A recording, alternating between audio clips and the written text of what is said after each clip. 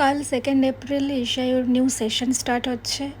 তো এক্সামের পরে প্রায় 1 মাসও বাড়িতে থাকলো, সেরকমই কোথাও ঘুরতে যেতে পারিনি এবার। প্লাস আমার ওয়ার্ক ফ্রম অফিসও স্টার্ট হয়ে গেছে, বাড়িতেই ও নিজের সময় কাটিয়েছে।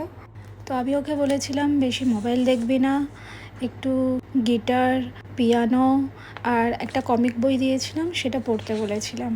বেশি পড়াশোনার চাপ আমি এই ছুটিতে দিই না। তো ও দেখলাম একদিন জানালো যে তোমার জন্য সারপ্রাইজ আছে। তো এসে দেখি ও একটা কমিক বই লিখেছে, বেশ A4 সাইজ পেজগুলো নিয়ে স্টেপলার দিয়ে একটা বইয়ের আকার দিয়ে।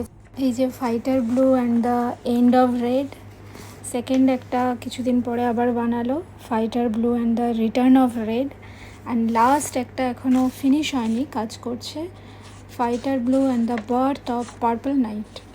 পুরো কমিকের মতোই লিখেছে, এঁকেছে। খুব বেশি কমেডি দিতে পারেনি, কিন্তু একটু ফাইটিং স্টোরি, কিন্তু বেশ মজা। মানে যে ফ্রেজেসগুলো দিয়েছে আর যেভাবে ছবিগুলো এঁকেছে না, বেশ মানে মজা লেগেছে আমার।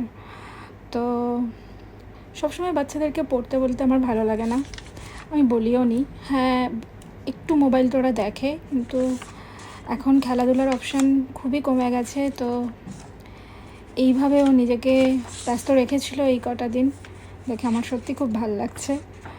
আর প্রত্যেক কটা আমি পড়েছি, ও পড়ে পুরো একদম সাউন্ড ফ্রেজ ওইভাবে বলে বলেই শোনায় গল্পগুলো। বেশ ইন্টারেস্টিং যে ও কমিকে ইন্টারেস্ট রাখছে।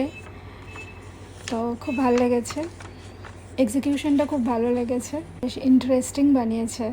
অনেক দিন ওর কোনো ভিডিও দেওয়া হয়নি, কিছু গান আছে দেবো ভাবছি। বাড়িতে কম থাকা হয়, তাই খুব বেশি ভিডিও আর করা হচ্ছে না।